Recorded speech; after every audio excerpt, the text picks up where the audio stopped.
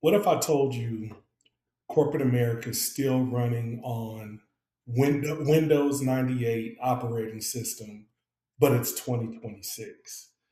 Um, I just think that there's some things that we just need to hit the uninstall button on.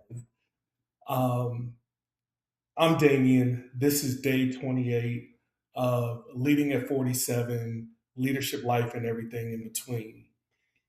Um, Story time.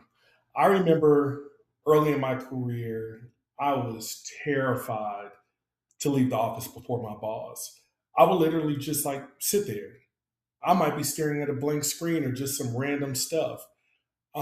And at 47, I realized how much like life I traded for performative presence. Let's call it that.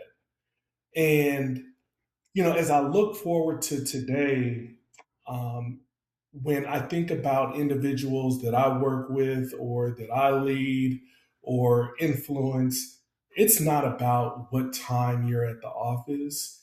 If your kid has a doctor's appointment, if you got to support your significant other in whatever endeavor they're involved in, if you need to just take a mental health break, let's celebrate it. Let's not chastise people for that stuff. Um, because, like, when you think about it, you don't manage output, you don't manage hours. You lead and meet the people where they're at. So I was thinking through some things that I believe that are outdated, and I would love to hear your perspective on what like cultural or corporate norms in the workplace are outdated. Um, I touched on one already, the performative presence rule. It's like, hey, if you're in before everybody and out before everybody, you're a top performer. Um, Not necessarily. And when you think about a world of global teams, your impact is greater than your input.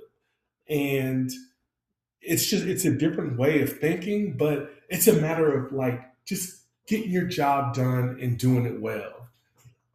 Next, the chain of command communication. And the old rule is like, hey, you don't speak to your boss's boss without approval. And that was something that was true when I was early in my career. And now I look at it different. The hallway conversation, whether it's at the lunch table, it could be anywhere, or just a hello when you knock on their office, and just a quick 1 or 2 minute conversation. That goes a long way. Um, Performance reviews. I firmly believe this. If you, like the old rule was, uh, you don't speak to your performance until it's performance review time.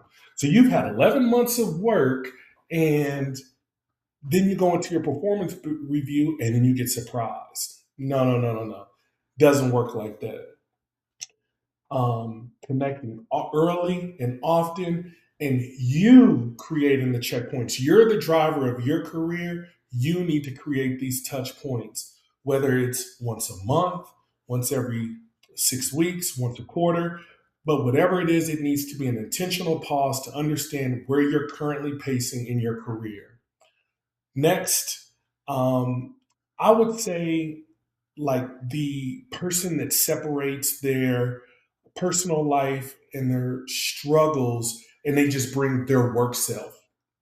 And if you don't allow yourself to be human, um, people can see through that. Humanize yourself as a leader. It may be hard for you to share some of your personal life, but it makes you relatable. Yes, family members get sick. Unfortunately, there's people that are close to you that pass away. There's time that you need to take off to support others around you. That is the utmost importance. So don't put on this facade to say everything around me is perfect when it's really not. And the last one I'll touch on is the standard 9 to 5 for everyone. And when we think about the 9 to 5, it's like, does that even exist anymore?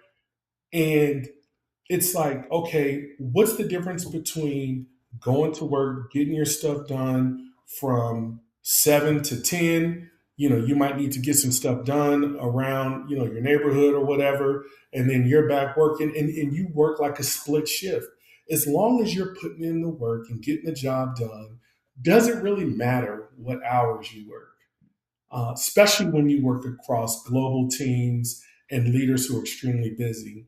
And then you tie in the ability to have asynchronous work, like the traditional 9 to 5 just needs to be reimagined. And um, I know that there's companies that are out there that operate in these five spaces that I discussed, and I know there's plenty more that you all want to talk about, and I'm excited to hear it. So I ask you, what are some of the professional or cultural or corporate norms that exist uh, that need to be let go in 2026? I'll talk to you all soon.